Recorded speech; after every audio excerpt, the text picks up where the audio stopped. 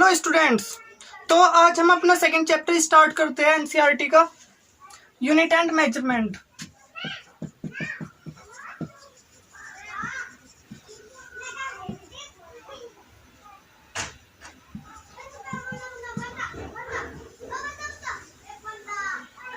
ठीक है, तो यूनिट और मेजरमेंट को लेकर हमें आज बातें करनी है।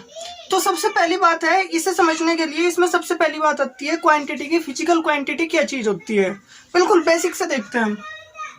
मेजरमेंट के बारे में हम तभी बात कर पाएंगे तब हमें पता होगा फिजिकल क्वांटिटी क्या है। पहले एक बात बताओ, आपने कभी ना कभी सुना होगा क्वांटिटी 10th क्लास में दो टाइप की होती है, एक होती है स्केलर, एक होती है वेक्टर। लेकिन मैं यहाँ पर एक वर्ड बोल रहा हूँ फिजिकल क्वांटिटी। देखो, फिजिकल क्वांटिटी का मतलब ही वही है जिसे हम, वो जो फिजिकल है जिसको हम फिजिक्स के अंदर यूज करते हैं। मतलब क्या, जिसको हम मेजर कर सकते हैं क्योंकि फिजिक्स किस पर काम करता है, फिजिक्स को हम कम्युनिकेट करने के लिए मैथमेटिक्स का यूज करते हैं। मैथमेटिकल चीजों का यूज इसलिए करते हैं ताकि हम चीजों को आसानी से समझ सके। तो इसलिए हम यहाँ पर करेंगे, फिजिक्स किसके ऊपर बेस्ड है, मेजरमेंट के ऊपर बेस्ड है। हम हर चीज को मेजर करना की कोशिश करते हैं। तो फिजिकल क्वांटिटी क्या चीज होगी, वे सभी क्वांटिटी जिनको मेजर किया जा सकता है, जो चीजें मेजरेबल है, उन सभी को हम क्या बोलते हैं, फिजिकल क्वांटिटी बोलते हैं। So the quantities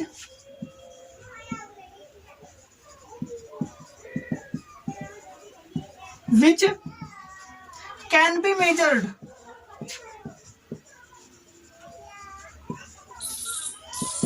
is called physical quantity।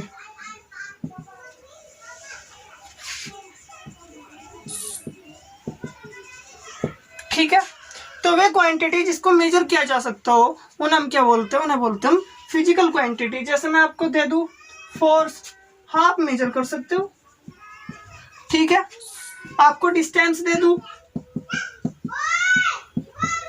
आपको वॉल्यूम दे दूं, एरिया बोल दूं, ठीक है, ये सब चीजें हम मेजर कर सकते हैं। लेकिन अगर मैं बोलूं आपको चेयर, क्या आप चेयर को मेजर कर सकते हो? हाँ, आप चेयर का वॉल्यूम मेजर कर सकते हो, चेयर कितने एरिया में रखी गई है वो मेजर कर सकते हो। लेकिन क्या आप खुद चेयर को मेजर कर सकते हो? क्या चेयर मेजर करने वाली चीज है? नहीं। So this is not a physical quantity. तो आपको अब पता चल लग गया होगा कि फिजिकल क्वांटिटी क्या होती है, जिसको हम मेजर कर सकते हैं। लेकिन हम मेजर किन किन चीजों को कर सकते हैं, आखिर हम मेजरमेंट कर कैसे सकते हैं? तो किसी भी फिजिकल क्वांटिटी के दो कंपोनेंट होते हैं।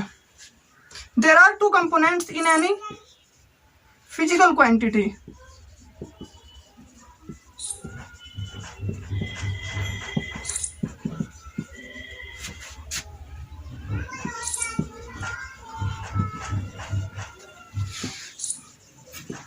और वे पता है कौन कौन से दो कंपोनेंट?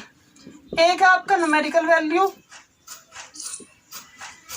एंड सेकंड आपका यूनिट। ठीक है बच्चों, तो एक आपका है न्यूमेरिकल वैल्यू और दूसरा क्या है, यूनिट है।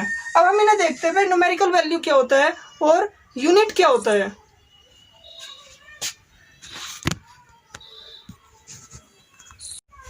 तो हम अब पहले देखेंगे यूनिट होती क्या है, उसके बाद देखेंगे न्यूमेरिकल वैल्यू। हालांकि पहला कंपोनेंट न्यूमेरिकल वैल्यू होता है और दूसरा यूनिट होता है, लेकिन पहला हमें देखना चाहिए यूनिट क्या है, ताकि आप न्यूमेरिकल वैल्यू को अच्छे से समझ सको। तो देखते हैं यूनिट के बारे में। यूनिट क्या है, एक रेफरेंस होता है किसी भी चीज को मेजर करने का। जैसे आप दूध को लीटर में मेजर करते हो तो एक लीटर की एक रेफरेंस है, एक लीटर का एक बर्तन हो गया, आप उससे मेजर करके क्या दे दोगे, दूसरों को दे दोगे। ठीक है, तो जो किसी भी चीज को मेजर करने का एक रेफरेंस होता है उसे हम क्या बोलते हैं, यूनिट बोलते हैं। ठीक है, तो किसी भी चीज का एक रेफरेंस क्या होता है, यूनिट होता है। So it is a reference to measure a quantity. तो किसी भी एक क्वांटिटी को मेजर करने के लिए जो रेफरेंस होता है उसे हम क्या बोलते हैं, यूनिट बोलते हैं। जैसा आपका मीटर हो गया, आपने एक मीटर लेंथ के को ले लिया कोई भी टुकड़ा, और फिर वो आपने एक रेफरेंस मान लिया 1 मीटर, तो फिर उसे हम क्या करेंगे, उसे बार बार रिपीट कराएंगे। तो जो मीटर होगा वो क्या, एक रेफरेंस से मेजर करने का, आप लीटर बोल सकते हो। ठीक है, तो आप इस तरह से बहुत सारे यूनिट के जो रेफरेंस होते हैं उन्हें हम क्या बोलते हैं, यूनिट बोलते हैं। अब जो न्यूमेरिकल वैल्यू होती है वो क्या होती है, न्यूमेरिकल वैल्यू ये रिप्रेजेंट करती है, आपके पास अगर कोई भी फिजिकल क्वांटिटी रखी है तो कितने कितने टाइम्स आपकी यूनिट उसके अंदर प्रेजेंट है, कितने यूनिट आपके उसके अंदर प्रेजेंट है उस फिजिकल क्वांटिटी के अंदर। मानने की बात है आपके सामने एक पानी रखा है, तो मैं बोलूंगा उसके अंदर कितने लीटर पानी है, तो कितने, जो आपका लीटर वो रेफरेंस है वो यूनिट है, तो कितने टाइम्स उसके अंदर यूनिट प्रेजेंट है, वो क्या शो करता है, numerical value. So it shows how many times unit is present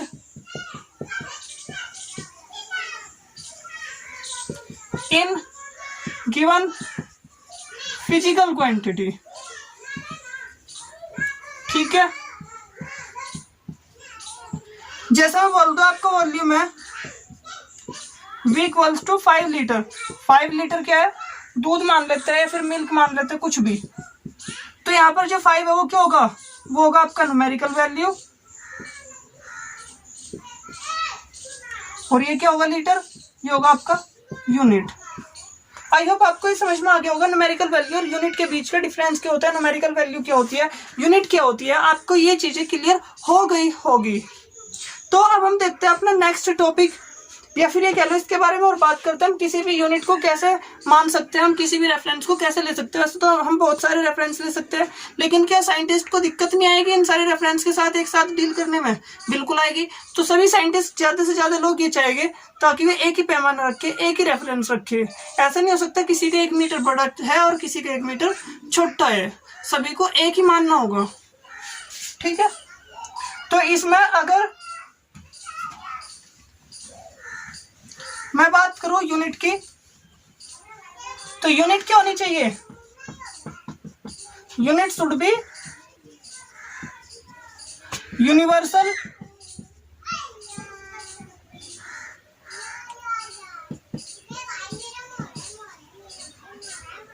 universally acceptable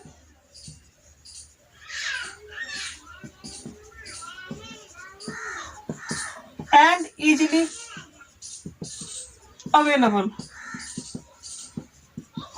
मतलब आपकी यूनिट मतलब एक यूनिवर्सल होनी चाहिए, मतलब उसे हम क्या कर सकते हैं, उसे हम मतलब यूनिवर्सली जो सभी के लिए मान्य हो, जो सभी मान सकते हैं, कुछ ऐसे होने चाहिए सभी के लिए, मतलब मानने लगे, मतलब यकीन करने लायक होनी चाहिए। यहाँ पे इतने ही होते 1 मीटर, और अवेलेबल भी होनी चाहिए। मानने की बात है आपने 1 फुट मतलब डिफाइन तो कर दिया, लेकिन इस बात की अवेलेबिलिटी ही नहीं है आपके पास कि 1 फुट कितना होता है। ठीक है, तो ये चीजों का होना जरूरी है। एंड अगर मैं अपनी नेक्स्ट बात बताऊं तो ये बताऊंगा, देखो कुछ यूनिट छोटी होती है, कुछ यूनिट बड़ी होती है। जैसे किलोमीटर क्या है, बड़ी यूनिट है, और मीटर क्या है, छोटी यूनिट है। तो किलोमीटर एक बड़ी यूनिट है, मीटर क्या एक छोटी यूनिट है। तो जो न्यूमेरिकल वैल्यू होती है वो इनवर्सली प्रोपोर्शनल होती है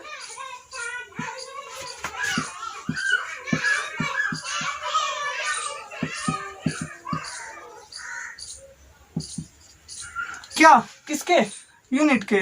मतलब जितनी बड़ी यूनिट होगी उतनी छोटी न्यूमेरिकल वैल्यू होगी, और जितनी छोटी यूनिट होगी उतनी बड़ी न्यूमेरिकल वैल्यू होगी।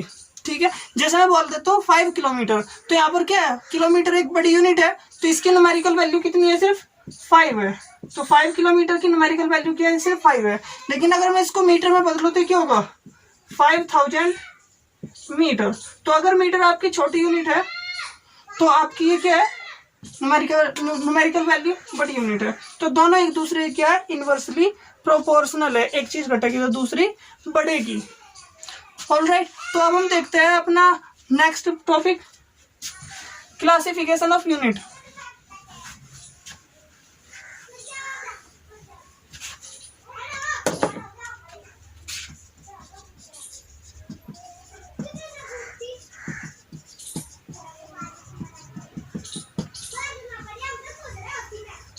तो देखो यूनिट का हम क्लासिफिकेशन कैसे कर सकते हैं, यूनिट्स कितने टाइप की हो सकती है। अगर सही बताऊं ना तो यूनिट होती है 2 तरह की, एक तो होती है आपकी फंडामेंटल यूनिट, एक होती है आपकी डेराइव्ड यूनिट। तो यूनिट के 2 रूप मिलेंगे आपको, एक क्या है फंडामेंटल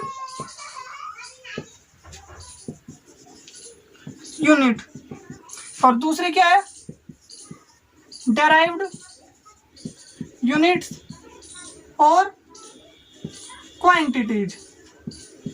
आप क्वांटिटी बोल लो या फिर डेराइव्ड यूनिट बोल लो। देखो फंडामेंटल क्या होती है, सिर्फ 3 होती है। एक तो होती है मीटर जो लेंथ की यूनिट होती है, ठीक है, और एक होती है किलोग्राम जो मास की यूनिट होती है, और एक होती है सेकंड। ये 3 फंडामेंटल यूनिट है, और बाकी जितनी भी क्वांटिटी है वो हम इसी की मदद से लिख सकते हैं। जैसा आपका हो गया वॉल्यूम। वॉल्यूम क्या होता है, लंबाई गुना चौड़ाई गुना ऊंचाई, मतलब length into breadth into height, ये होता है। तो इसके वॉल्यूम की यूनिट क्या होती है, मीटर क्यूब, ठीक है। तो वॉल्यूम की यूनिट क्या होती है, मीटर क्यूब। जैसे डेंसिटी, डेंसिटी की यूनिट क्या होती है, किलोग्राम पर लीटर या फिर मीटर क्यूब, ये डेंसिटी यूनिट होती है। मतलब हम इन्हीं की मदद से क्या कर सकते हैं, इन क्वांटिटी को डेराइव कर सकते हैं। मतलब फंडामेंटल 3 है, इन 3 को याद कर लो, और बाकी जितनी प्रॉपर्टी है, जितने भी यूनिट्स है, हम उनको इन सभी की मदद से लिख सकते हैं। तो फंडामेंटल क्या है, जिसको हम डेराइव्ड यूनिट की मदद से नहीं लिख सकते, जो बिल्कुल ही फंडामेंटल है। और डेराइव्ड क्या है, जिनको डेराइव किया जाता है कहाँ से, फंडामेंटल यूनिट की मदद से। ठीक है, derived with the help of fundamental units, ठीक है। अब हम ऐसा करते हैं, इसे रफ कर लेते हैं, इसका स्क्रीनशॉट ले सकते हो। एक और क्लासिफिकेशन है आपका, वो क्लासिफिकेशन नहीं है, वो है सिस्टम्स यूनिट के। देखो आप मीटर में यूज कर रहे हो लेंथ, मैं सेंटीमीटर में यूज कर रहा हूँ, तो ऐसे प्रॉब्लम हो जाएगी। हमें चाहिए हम दोनों एक ही यूज करें, तो उसके लिए हम क्या करते हैं, यूनिट के अलग अलग सिस्टम्स बनाते हैं, ठीक है। तो हम देखते हैं हमारा सिस्टम क्या है, तो डिफरेंट सिस्टम्स देखते हैं हम यूनिट के, डिफरेंट सिस्टम्स ऑफ यूनिट, जिसमें आपका सबसे पहला है MKS सिस्टम, जो काफी पॉपुलर है।